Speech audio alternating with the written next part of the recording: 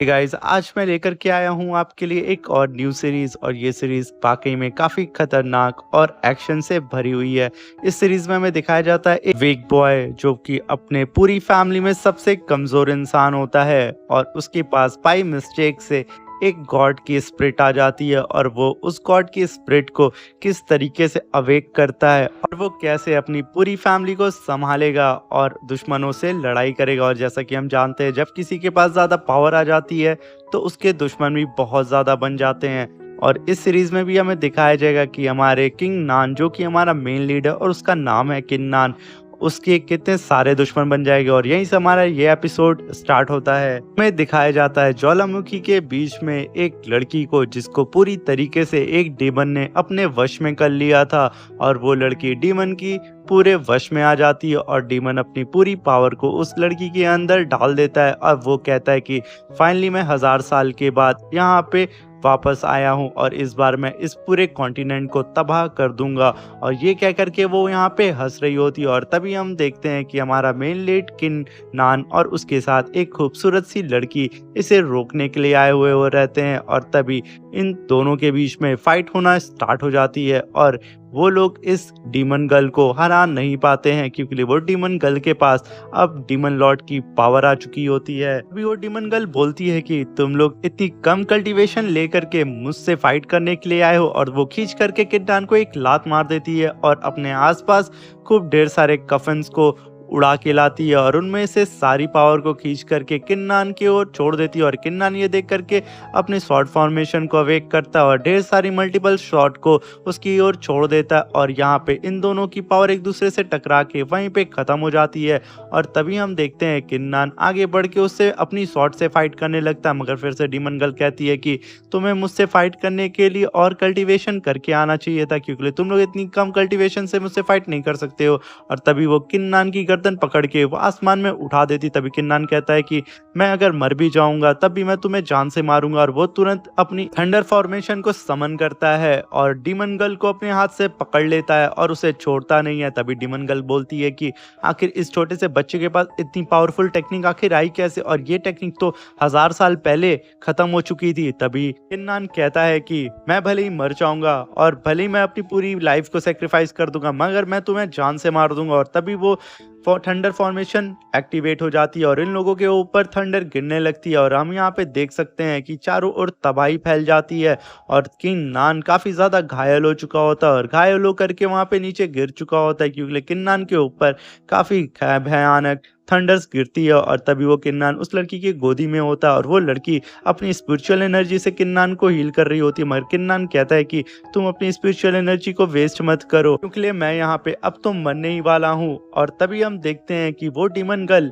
इस thunder attack से बच चुकी होती है, और वो फिर से किन्नान को अपनी ओर खींच करके उसकी गर्दन पकड़ लेती है और कहती है कि तुम्हारी टेक्निक बहुत पावरफुल थी, मगर तुम्हारी कल्टीवेशन लो होने की वजह से वो टेक्निक भी तुम्हारी तरह कमजोर निकली। ये कह करके वो हंसने लगती है और कहती है आज मैं तुम्हें जान से मार दूंगी। और तभी किन्नान को बचाने के लिए उसकी गॉड की स्पिरिट पीछे आ जाती है, और उस गॉड की स्पिरिट को देख करके डीमन गर्ल एकदम शॉक में आ जाती है और हैरान होकर के उस गॉड की स्पिरिट को देखती है और कहती है कि आखिर तुम अब तक कैसे जिंदा हो, और तुम तो मैंने जान से मार दिया था। और यहीं पे ये सीन शिफ्ट होता है और हमें किन्नान की पास्ट की लाइफ को दिखाया जाता है, जो कि बैक डेट में 2 साल पीछे की लाइफ का, जो कि किन्नान का दिखाया जाएगा कि किस तरीके से किन्नान ने उस गॉड की स्पिरिट को अपनी बॉडी में समन कर लिया था, और किन्नान कैसे कैसे अपनी कल्टीवेशन को आगे बढ़ा करके और भी ज्यादा पावरफुल बन जाता है। और हमें यहाँ दिखाया जाता है एक छोटा सा सेक्ट, जो कि किन सेक्ट होता है।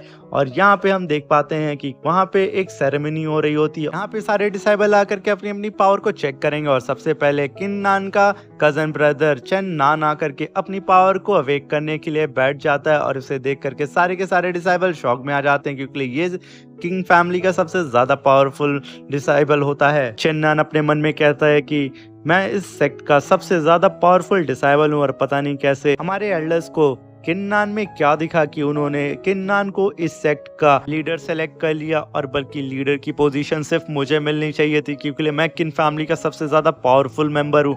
और तभी हम देखते हैं चेन की बात सुन करके उसके आसपास के और भी कजन उसकी ही बात में हाँ मिला रहे होते हैं, और हमें यहाँ पता चलता है कि किन्नान का सबसे बड़ा दुश्मन तो उसके कजन ही थे। और तभी चेन नान वो उस ग्राउंड के बीच की ओर बढ़ रहा होता है और उस ग्राउंड के बीच में आकर के अपनी पावर को अवेक करने लगता है। और जैसे ही वो अपनी पावर को अवेक करता है, उसके आसपास ब्लू कलर का स्पिरिचुअल ऑरा आ जाता है और उसके पास एक टाइगर स्पिरिट आ जाती है, जो कि 5th लेवल की टाइगर मास्टर स्पिरिट होती है। इसे देख करके सारे एल्डर काफी ज्यादा खुश हो जाते हैं, क्योंकि लेकिन फैमिली का सबसे ज्यादा पावरफुल अब डिसाइबल एक लौता चेन नानी बना था। और ये देख करके सारे डिसाइबल और सारे लोग यही कहते हैं कि हमारे किन फैमिली का अब लीडर बनने के लायक सिर्फ चेन नानी है। और तभी वहां से चेन नान अपनी पावर को खत्म करके वहां से चला जाता है और तभी लीडर वहां पे तेजी से आवाज दे करके बोलते हैं कि अब बारी है किन्नान की। किन्नान का नाम सुन करके सब लोग फिर से वही बातें करने लगते हैं कि ये लूजर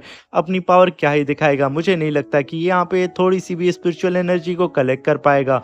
मगर किन्नान इन लोगों की बात को इग्नोर करके अपनी सर्वेंट के साथ धीरे धीरे आगे बढ़ रहा होता है उस ग्राउंड की ओर। और उसके पीछे आई हुई उसकी सर्वेंट काफी ज्यादा उदास हो रही होती है, मगर तब भी वहाँ पे खड़े हुए सारे के सारे कजन्स उसका मजाक उड़ा रहे होते हैं कि ये लूजर को तो यहाँ आना भी नहीं चाहिए था, ये तो डिजर्व भी नहीं करता है कि वो यहाँ पे आए। और उसकी सर्वेंट को भी लड़कियां छेड़ रही होती हैं और कहती हैं तुम इस लूजर के साथ क्यों हमेशा घूमती रहती हो, इसके पास तो कल्टीवेशन की पावर भी नहीं है, मुझे नहीं लगता वहां पे जा करके वो एक पत्थर को भी हिला पाएगा। मगर किन्नान इन सब की बात सुन करके इग्नोर करता है और धीरे धीरे उस ग्राउंड के बीच में पहुंचता है और बैठ करके अपनी पावर को अवेक करने लगता है और अपने आसपास स्पिरिचुअल एनर्जी को कलेक्ट करने लगता है। और तभी वहां पे सारे उसके कजन कहते हैं इस गधे के पास कम से कम थोड़ी सी तो पावर है। तभी चन्नान कहता है मुझे नहीं लगता कि ये कुछ भी यहाँ पे कर पाएगा। और तभी हम देखते हैं कि किन्नान वहां पे अपनी पूरी स्पिरिचुअल एनर्जी को कलेक्ट कर चुका होता है और उसे देख करके ऐसा लगता है कि वो यहाँ पे बहुत बड़ा धमाका करने वाला है। मगर फिर हम देखते हैं उसकी स्पिरिचुअल एनर्जी धीरे धीरे गोल्डन में चेंज हो रही होती है और वहां पे एक स्वॉर्ड वेपन अपीयर होता है और उस स्वॉर्ड वेपन को देख करके सारे के सारे एल्डर शॉक हो जाते हैं। मगर ये स्वॉर्ड वेपन सिर्फ 1st लेवल का होता है और जैसा कि हमने देखा था कि चेन नान जो कि किन्नान का भाई था, उसने 5th लेवल की टाइगर स्पिरिट को अवेक किया था और टाइगर स्पिरिट इस स्वॉर्ड वेपन से बहुत ज़्यादा पावरफुल थी, क्योंकि स्वॉर्ड वेपन सिर्फ 1st लेवल का था। इस वजह से अगर ये 5th लेवल का होता तो इसकी पावर के टक्कर में कोई भी नहीं खड़ा हो पाता। तभी किन्नान अपनी उस स्वॉर्ड को अपने अंदर रख लेता है, क्योंकि अभी भी लोग इसका मजाक उड़ा रहे होते हैं, क्योंकि किन्नान ने अभी तक अपनी पावर को और भी ज्यादा नहीं बढ़ाया था और किन्नान से बहुत ज्यादा पावरफुल हो चुका था। और तभी हम देखते हैं किन्नान बेचारा बहुत ही मुश्किल से अपनी उस 1st लेवल के वेपन को अवेक कर पाया था, मगर अभी भी लोग उससे खुश नहीं थे और उसे उल्टा सीधा बोल रहे थे। और तभी हम देखते हैं चन्नान के पास आकर के उसके और कजन कहते हैं कि बड़े भाई हमें भी अपने साथ शामिल कर लें और अपने साथ कल्टीवेशन सिखाएं कि हम आगे चल करके किन्नान को इस लीडर की पोजीशन से हटाने में आपकी मदद करें। तभी किन्नान अपने स्वॉर्ड स्पिरिट को अपने अंदर समन कर लेता है और चुपचाप वहां से जाने लगता है। तभी चन्नान फिर कहता है कि इस गधे को तो मैं किसी भी कीमत पे इस सेक्ट का लीडर बनने नहीं दूंगा और किन फैमिली का लीडर बनने के लायक सिर्फ और सिर्फ मैं ही हूँ। तभी चन्नान अपने एल्डर और अपने कजन ब्रदर से कहता है कि मैंने सुना है कि फैंग फैमिली का फैंग रोलॉन वो भी अभी इस समय 5th लेवल की मास्टर स्पिरिट को अवेक कर चुका है। और जैसा कि आप सब लोग जानते हैं कि हमें जल्द से जल्द और भी ज़्यादा पावरफुल बनना होगा और हमारे सेक्ट को लीड करने वाला कोई पावरफुल मेंबर ही चाहिए होगा। अगर ऐसा नहीं हुआ तो वो फैंग फैमिली हम पर अटैक कर देगी और हमारे सेक्ट की पोजीशन को हमसे छीन लेगी। इस बात को सुन करके सारे एल्डर भी एग्री हो जाते हैं और यही कहते हैं कि अगर जल्द से जल्द किन्नान ने अपनी पावर का वेक नहीं किया और पावरफुल नहीं हुआ तो हम ये चीज़ चन्नान को दे देंगे। और तब यहाँ सीन शिफ्ट होता हमें दिखाया जाता है सारे एल्डर बैठ करके आपस में बात कर रहे होते हैं और कहते हैं कि अगर हमारे ग्रेट ग्रेट एल्डर जो कि एक मार्शल गॉड थे, अगर उन्होंने ये भविष्यवाणी नहीं की होती किन्नान आगे चल करके बहुत ही ज़्यादा पावरफुल बनेगा और हमारे सेक्ट का नाम रोशन करेगा और वो इतना ज़्यादा पावरफुल होगा कि पूरे कॉन्टिनेंट में उसके कितना ताकतवर कोई भी नहीं होगा। मगर यहाँ पे तो सब चीज़ें उल्टी हो रही हैं और अगर जल्द से जल्द हमने ये फैसला नहीं लिया कि किन्नान को हम उस पोस्ट से नहीं हटाएं तो हमारी ये पूरी की पूरी किन फैमिली तबाह हो जाएगी। और तभी उसमें से एक एल्डर कहता है कि अभी जुआन लिंग सेट से हमारी सिटी में एक फरमान आया है और उसमें कहा गया है कि हमारी सिटी से इस बार एक स्टूडेंट को वो लोग अपने सेक्ट में शामिल करेंगे। और तुम लोग जानते हो कि जुआन सेक्ट में शामिल होना कितनी बड़ी और प्राउड की बात है। उस सेक्ट में जाने के लिए यहाँ पे एक सेरेमनी रखी जाएगी और यहाँ पे सारे के सारे सेक्ट के डिसाइबल आपस में कंपटीशन करेंगे और जो भी जीतेगा उस सेक्ट में जा पाएगा और उसे ही उस सेक्ट में एडमिशन मिलेगा। मगर मुझे तो डर है कि हमारी लिन फैमिली शायद ही जीत जीत पाए, क्योंकि ये फैंग फैमिली काफ़ी ज़्यादा पावरफुल है और मैंने सुना है कि फैंग फैमिली का रोल ऑन काफ़ी ज़्यादा पावरफुल है और उसने अभी हाल ही में जो अपनी मार्शल स्पिरिट को अवेक किया है वो भी काफ़ी ज़्यादा पावरफुल है। हमें कैसे भी करके उसको रास्ते से हटा करके अपनी किन फैमिली के किसी डिसाइबल को आगे बढ़ाना होगा और चेन नान बेस्ट रहेगा और कैसे भी हमें करके चेन नान को इस कंपटीशन में हमें जिताना ही होगा।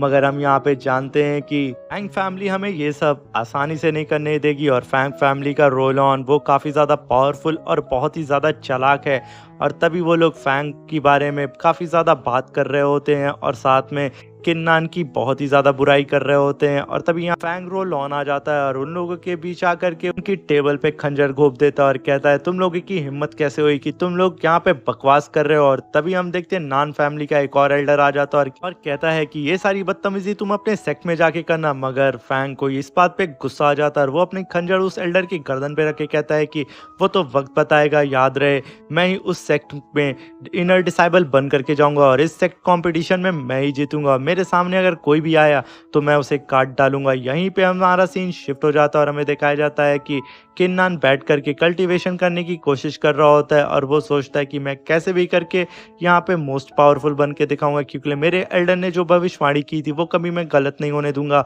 और अपनी स्वॉर्ड को बाहर निकाल के कहता है कि मैं इसे और भी ज़्यादा पावरफुल बनाऊंगा, भले ये अभी फर्स्ट लेवल पे है तो क्या हुआ, मैं इसे और भी ज़्यादा इसके लेवल्स को अपग्रेड करूंगा। और फिर किन्नान बैठ करके वहीं पे कल्टीवेट करने लगता है और कल्टीवेट करते करते उसको काफ़ी टाइम बीत जाता है और फिर वो अपनी स्वॉर्ड को बाहर निकाल करके अपनी स्वॉर्ड को चेक करने लगता है। कहता है कि मैं कैसे भी करके इस पूरे कॉन्टिनेंट में सबसे ज़्यादा पावरफुल बन करके दिखाऊंगा और मेरे सामने कोई भी नहीं टिक पाएगा और मैं अपनी फैमिली को प्रोटेक्ट करके ही रहूंगा। और यहीं पे हम सारा सीन शिफ्ट होता है और दिखाया जाता है कि फैंग नंग अपने बीते हुए पल के बारे में याद कर रहा होता है कि कैसे वो एक जंगल में घूम रहा होता है और उसे एक गॉड मिलता है जो कि काफ़ी ज़्यादा घायल हो चुका होता है। और तभी वो गॉड कहता है कि जैसा कि मैं तुम्हें देख पा रहा हूँ कि तुम्हारी सोल बहुत ही ज़्यादा प्योर है और मैं तुम्हें अपनी सोल देना चाहता हूँ, क्योंकि मैं यहाँ पे मरने वाला हूँ और अगर तुमने कल्टीवेट करके मेरी सोल को अवेक कर लिया और अपनी बॉडी से मर्ज कर लिया तो तुम मेरी पावर को यूज़ कर पाओगे। किन्नान को वहाँ पे कुछ भी समझ नहीं आ रहा था, मगर वो गॉड जहाँ पे मरने वाला था इस वजह से वो गॉड ने अपनी पूरी पावर ट्रांसफ़र कर देता है किन्नान में। और तभी किन्नान को ये बात याद आ जाती है और वो बैठ करके अपनी कल्टीवेशन को स्टार्ट कर देता है और कहता है कि मैं कैसे भी करके उस गॉड की पावर को अवेक करके रहूँगा और उसकी स्पिरिचुअल बॉडी को अपनी बॉडी से मर्ज करके ही रहूँगा, चाहे इसके लिए मुझे कोई भी कीमत चुकानी क्यों ना पड़े। और वो वहाँ पे बैठ करके प्रैक्टिस करने लगता है और को बहुत ही कोशिश करता है उस गॉड की स्पिरिचुअल एनर्जी को अवेक करने की, मगर वो बार बार कोशिश करता है मगर बार बार फेल हो जाता है और उसके आसपास काफ़ी ज़्यादा गोल्डन ऑरा फैल जाता है और उस गोल्डन ऑरा की वजह से उसका पूरा रूम पूरा सूरज की तरह चमकने लगता है। और फिर से किन्नान अपनी फिंगर से एनर्जी जनरेट करके बहुत कोशिश करता है उस गॉड की स्पिरिट को अवेक करने के लिए और यहाँ पे वो ये कोशिश कर ही रहा था तभी उसके मुंह से ब्लड आ जाता है और उसको काफ़ी इंटरनल इंजरी हो जाती है और वो वहीं पे खून की उल्टी कर देता है। और मगर वो यहाँ पे फिर भी नहीं रुकता और एक और बार ट्राई करता है और बहुत कोशिश करने के बाद फाइनली वो अपनी बॉडी को इतनी हद तक पुश कर देता है जिसकी वजह से वो वहीं पे बेहोश हो जाता है, क्योंकि उसका काफ़ी सारा खून गिर चुका होता है। और वहीं पे हम देख पाते हैं जैसे ही वो ज़मीन पर गिरता है और वहाँ पे वो उस गॉड की स्पिरिट को समन कर चुका था और अवेक कर चुका था और उस गॉड की बॉडी अपीयर होती है जो कि काफ़ी ज़्यादा खतरनाक दिख रही थी, क्योंकि उसने समुराई का पूरी तरीके से कवच पहना हुआ था। और जैसे उसकी गॉड की बॉडी उस रूम में आती है चारों तरफ रोशनी हो जाती है, मगर यहाँ पे किन्नान बेहोश हो चुका था और उसको यहाँ पे कोई होश नहीं होता है। अब यहाँ पे रात से सीधा सुबह हो जाती है, यानी कि किन्नान पूरी रात बेहोश था। जब वो उठता है तो वो सोचता है कि शायद मैंने अभी तक अपनी पावर को अवेक नहीं किया है और गॉड की स्पिरिट को अभी तक अपनी बॉडी से मर्ज नहीं किया है। और मैं बता दूं वो गॉड की स्पिरिट और कोई नहीं, गॉड ऑफ वॉर की स्पिरिट होती है। और तभी किन्नान सोचता है कि मुझे कैसे भी करके आज ही कल्टिवेट करके गॉड की स्पिरिट को अवेक करना ही होगा। और तभी तुरंत वो बैठ जाता है कल्टीवेशन करने के लिए और वो कल्टीवेशन कर ही रहा होता है, उसे काफ़ी ज़्यादा तकलीफ हो रही होती है और उसके सर में दर्द हो रहा होता है। वो अपना फोकस और कंसंट्रेशन नहीं लगा पा रहा होता, मगर वो बहुत मुश्किल से फिर से एक बार और बैठता और कल्टीवेट करने लगता है। और यहाँ पे हम देख पाते हैं कि किन्नान अपने कॉन्शियस ऑफ माइंड में चला जाता है और वहाँ पे जा करके वो काफ़ी ज़्यादा हैरान हो जाता है, क्योंकि ये पहली बार अपने कॉन्शियस ऑफ माइंड में आया हुआ रहता है और वो अपने कॉन्शियस ऑफ माइंड में चल ही रहा होता है। तभी वहाँ पे एक फॉर्मेशन अपीयर होता है। ये देख करके किन्नन काफी हैरान हो जाता है और कहता है आखिर ये क्या है और मैं कहाँ पे आ गया हूँ।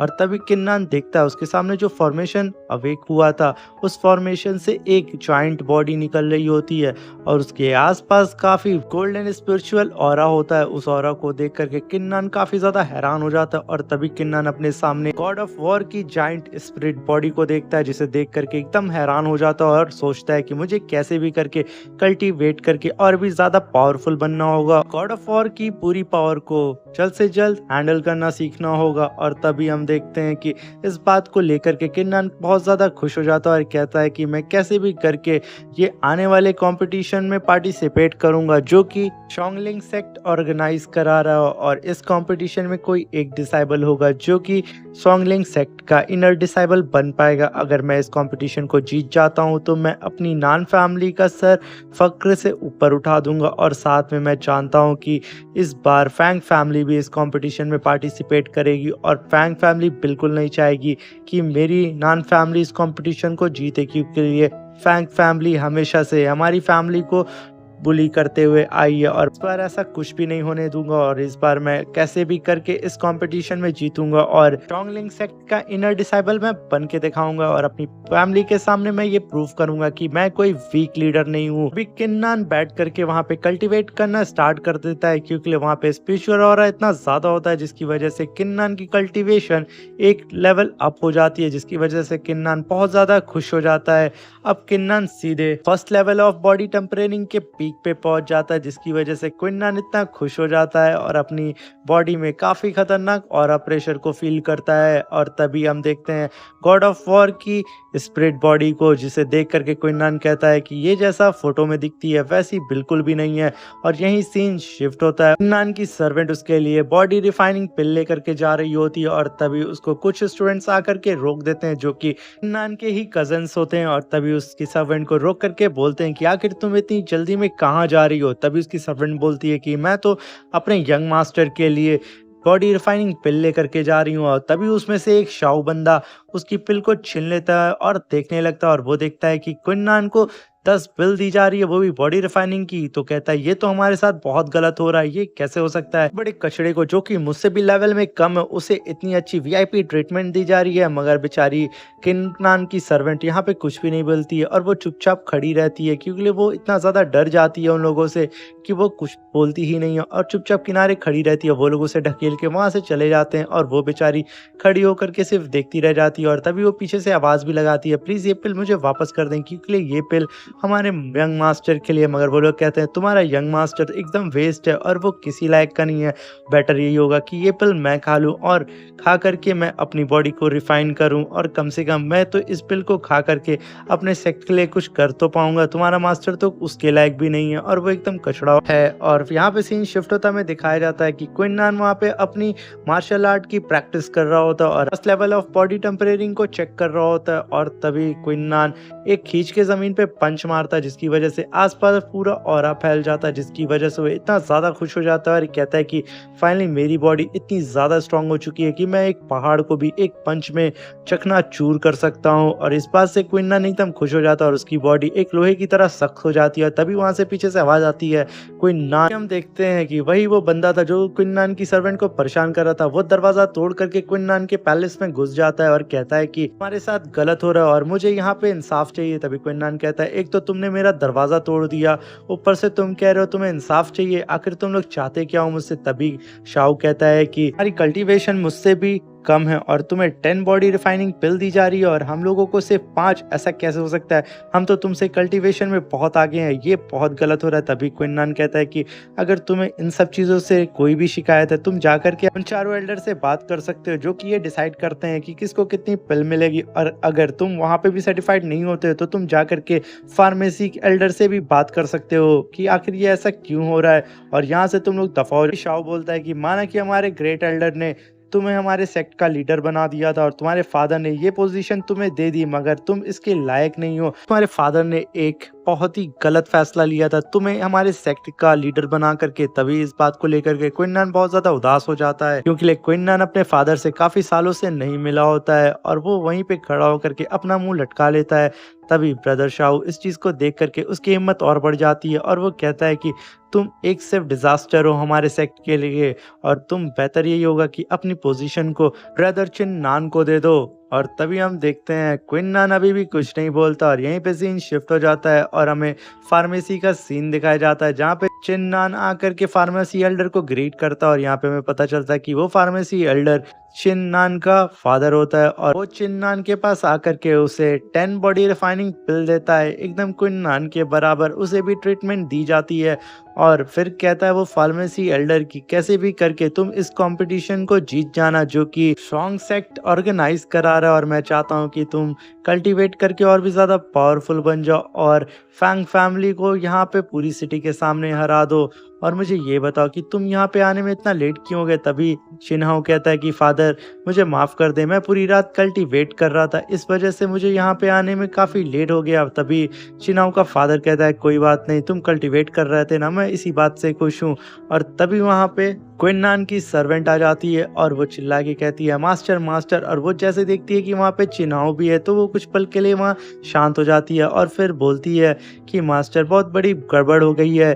तभी फार्मेसी एल्डर बोलते हैं क्या हुआ, हमारे यंग मास्टर को ब्रदर शाओ परेशान कर रहे हैं और उनकी बॉडी रिफाइनिंग पिल भी मुझसे उन्होंने छीन ली है। ये बात सुनकर चिन नान काफी खुश हो रहा होता है, ये सारा प्लान इसका ही होता है। तभी फार्मेसी एल्डर बोलते हैं जल्दी से मेरे साथ चलो, वो वहां से तुरंत निकल जाते हैं क्विन नान के पास आने के लिए। और यहाँ सीन शिफ्ट होता है, हम देखते हैं कि ब्रदर शाओ अभी भी क्विन नान के फादर के बारे में उल्टा सीधा बोल रहा होता है। तभी क्विन नान बोलता है कि आखिर तुम लोग मुझसे चाहते क्या हो।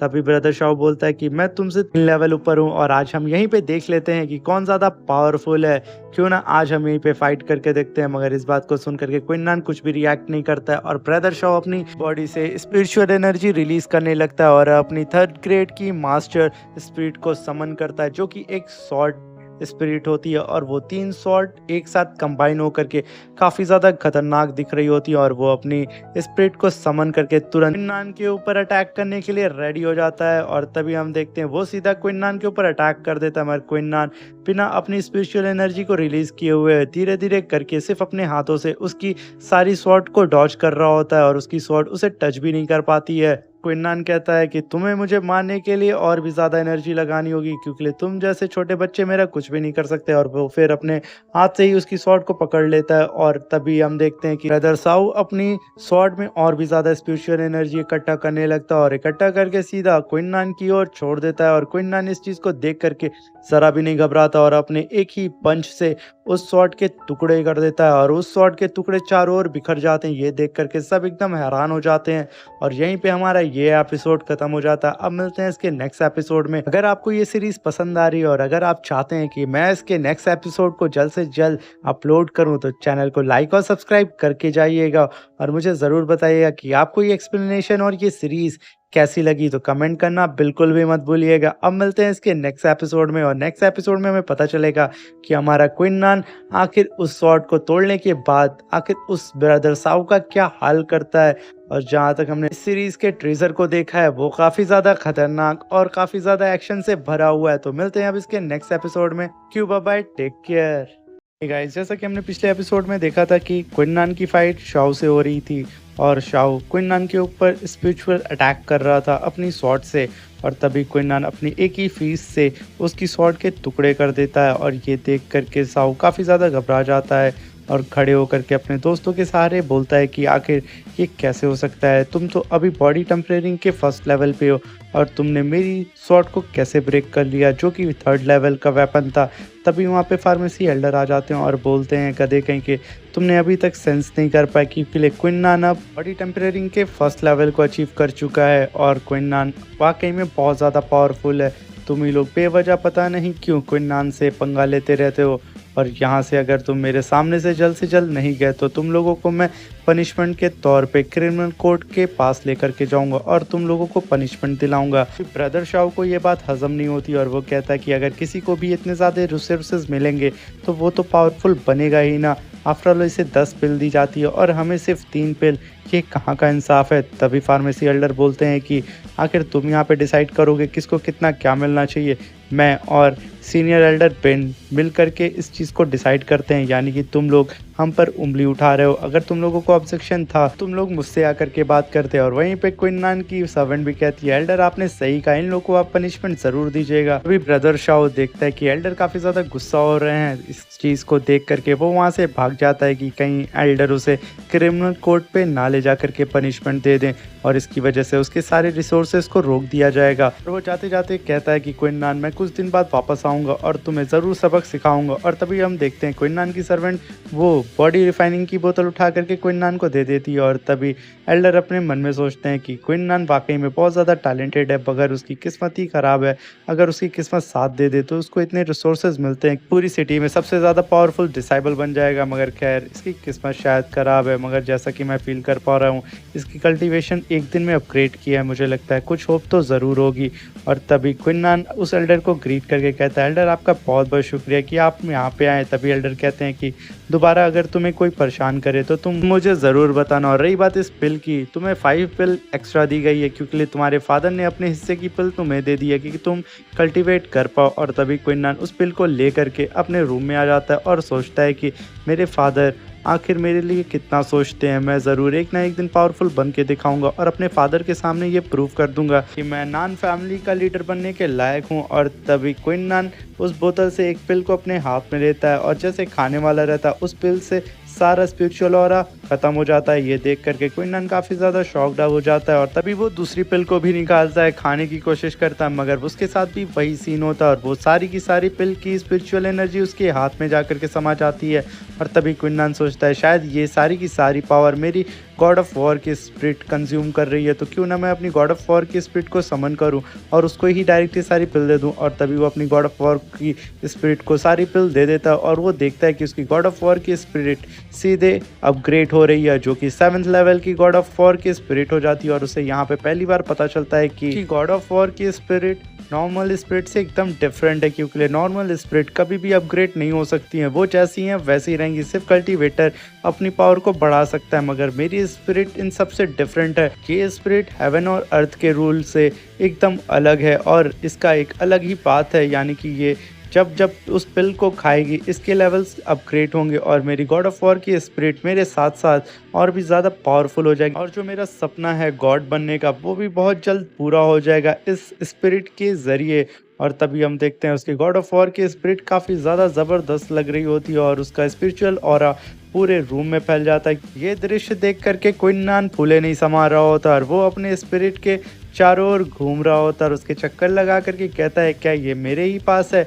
और यहीं पर हमारा सीन शिफ्ट होता है और हमें दिखाया जाता है क्विन के घर के बाहर उसके फादर और उनके साथ उनका जनरल क्विन का वेट कर रहे होते हैं। और तभी जनरल कहता है क्यों ना हम क्विन को बुला लें। तभी उसके फादर कहते हैं नहीं, क्या पता वो कल्टीवेट कर रहा हो और मैं नहीं चाहता उसकी कल्टीवेशन यहाँ पे मेरी वजह से ख़राब हो। और तभी क्विन भी अपने रूम से बाहर आ जाता है और अपने सामने अपने फादर को देखता है और पूछता है फादर आप यहाँ पे क्या कर रहे हैं। तभी उसके फादर कहते हैं मैंने सुना था कि तुम्हारे कजन्स ने तुम्हारे ऊपर अटैक कर दिया था और मैं दरवाज़ा सही कराने के लिए आया हुआ था, तो मैंने सोचा क्यों ना मैं अपने बेटे से मिल लूँ। तभी क्विन कहता है आप इन्हीं छोटी मोटी बातों पे रिएक्ट ना करें, मैं इन सब चीज़ों को अकेले हैंडल कर सकता हूँ, आप ज़्यादा परेशान ना हुआ करें।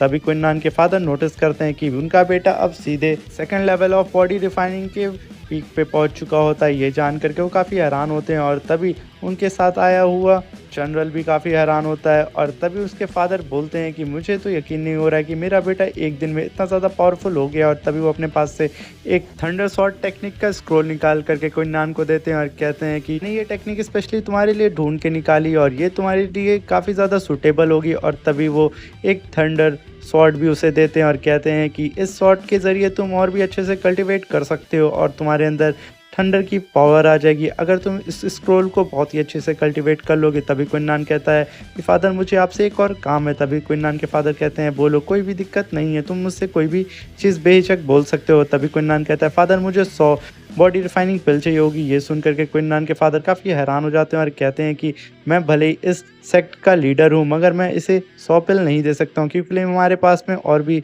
कई सारे डिसाइबल और कज़िन्स हैं, वो लोग विद्रोह करेंगे मगर ख़ैर अपने बेटे के सामने वो बोल देते हैं कि ठीक है, मैं इसके लिए कुछ ना कुछ करता हूँ। फिर जनरल वहाँ खड़े होकर के सोचने लगता है कि आखिर ये कैसे एक दिन में 2 लेवल को अपग्रेड कर सकता है, वो भी 10 पिल से, ये कैसे पॉसिबल हो सकता है? ज़रूर क्विन के पास कोई हिडन टेक्निक होगी, शायद मेरे मास्टर ने ही अपने बेटे को वो हिडन टेक्निक सिखाई होगी। तभी हम देखते हैं क्विन अपने फादर को थैंक यू बोलता है क्योंकि क्विन के फादर ने उसे 100 पिल देने का वादा कर दिया होता है। तभी क्विन के फादर बोलते हैं मुझे कैसे भी करके इसके लिए कुछ तो कुछ ना करना ही होगा और तभी सीन शिफ्ट होता है। हमें दिखाया जाता है क्विन अपने रूम में बैठ करके कल्टीवेट करने लगता है और हमें बताता है कि टेम्परिंग स्किल का मतलब क्या होता है। कहता है कि जब हम कल्टीवेट करते हैं तो हमारी पावर स्किन के ज़रिए मसल्स में जाती है, फिर वेंस में जाती है और फिर ऑर्गन्स में जाती है। ऑर्गन्स में जाने के बाद वो ब्लड में मिल जाती है, फिर उसके बाद सीधा हमारी बोन में जा करके समा जाती है। और अगर कोई भी कल्टीवेटर इस मेथड को बहुत ही अच्छे तरीके से कंट्रोल कर लेता है और शांत दिमाग से बैठ करके कल्टीवेट करता है तो वो जल्द से जल्द अपनी कल्टीवेशन को अपग्रेड कर सकता है। और यहाँ पे हमें पता चलता है क्विन अपने एक और लेवल को अपग्रेड कर लेता है और वो सीधा बॉडी टेम्परिंग के लेवल 3 पे पहुंच जाता है। और तभी हम देखते हैं क्विन के पास उसकी सर्वेंट आती है और कहती है मास्टर फाइनली आप कल्टीवेशन करके उठ चुके हैं और मैं आपका काफ़ी देर से वेट कर रही थी और मैं नहीं चाहती थी कि आपको मैं डिस्टर्ब करूं। और तभी वो अपने पास से एक मैप निकाल करके कहती है कि ये मैप आपको 4th एल्डर ने दिया है, क्या आप इस मैप को देखना चाहेंगे? तभी क्विन उस मैप को देखता है और बोलता है कि ये तो मैप हाउ माउंटेन का है और इस माउंटेन के बीच में स्प्रिट एनर्जी पुल है और उस पुल में अगर हम कल्टीवेशन करें तो हमारी कल्टीवेशन और भी ज़्यादा बढ़ जाएगी। और ये 4th एल्डर और कोई नहीं चिन्हाओ के फादर होते हैं जो कि फार्मेसी एल्डर थे। और तभी हम देखते हैं क्विन इस चीज़ से काफ़ी ज़्यादा खुश हो जाता है। क्विन की सर्वेंट ने बोला था कि ये 4th एल्डर ने ये मैप सिर्फ आपको सीक्रेटली आपको दिया है और ये मैप की सेकंड कॉपी किसी के पास नहीं है। और तभी यहाँ सीन शिफ्ट होता है और हमें दिखाया जाता ब्रदर चिन नान का जो कि क्विन नान का भाई है। और तभी हम देखते हैं कि चिन नान के पास भी वही मैप होता है और इसके फादर ने इस मैप को इसे भी दिया होता है और कहा होता है कि ये मैप सिर्फ मैं तुम्हें दे रहा हूँ और इस मैप के बारे में तुम किसी और को मत बताना। और तभी चिनहाओ अपने फ्रेंड को सबको बुला करके इस मैप के बारे में बताता है और कहता है कि हमें जल्द से जल्द माउंटेन में जाना होगा और वहाँ जाकर के स्पिरिचुअल एनर्जी पूल में कल्टीवेट करना होगा और हम वहाँ पे कल्टीवेट करके अपनी लेवल को अपग्रेड कर सकते हैं। और इस बात को सुन करके जूनियर शाओ काफ़ी ज़्यादा खुश हो जाता है और कहता है सीनियर ब्रदर मैं वहाँ पे जा करके जल्द से जल्द कल्टीवेट करके और भी ज़्यादा पावरफुल बन के वापस आकर के इस क्विन की हड्डी यहाँ तोड़ना चाहता हूँ। और तभी उन लोगों के साथ तो और बंदे होते हैं जो कि बोलते हैं सीनियर ब्रदर हम कब चले वहाँ पे। शाओ बोलता है कि ब्रदर ने अभी अपना 5th लेवल अचीव किया है, हम यहाँ पे कुछ देर रुकते हैं फिर चलेंगे। क्विन कहता है कि नहीं मैं यहाँ पे वेट और नहीं करना चाहता हूँ, हमें आज ही यहाँ से निकलना होगा। और तभी वो सारे के सारे खुश हो जाते हैं और वहाँ से निकलने की तैयारी कर लेते हैं। और यहीं पे हमारा ये एपिसोड खत्म हो जाता है। अब हमें इसके नेक्स्ट एपिसोड में पता चलेगा कि फार्मेसी एल्डर आखिर अपने बेटे और क्विन को लड़ाना चाहते हैं या उनका कोई और मकसद है। और इन सारी चीज़ों को तो भाई जब नेक्स्ट एपिसोड आएगा तो ही हमारा ये सारा डाउट क्लियर होगा। तो अगर चैनल पे नया है तो चैनल को सब्सक्राइब कर दें, वीडियो अच्छी लगी हो तो वीडियो को लाइक कर दें और जल्द से जल्द अगर आप नेक्स्ट इसका एपिसोड देखना चाहते हैं और ये सीरीज़ आपको पसंद आ रही है तो प्लीज़ कमेंट करके नेक्स्ट एपिसोड ज़रूर लिखिएगा। अब मिलते हैं इसके नेक्स्ट एपिसोड में। Thank you, bye bye, take care.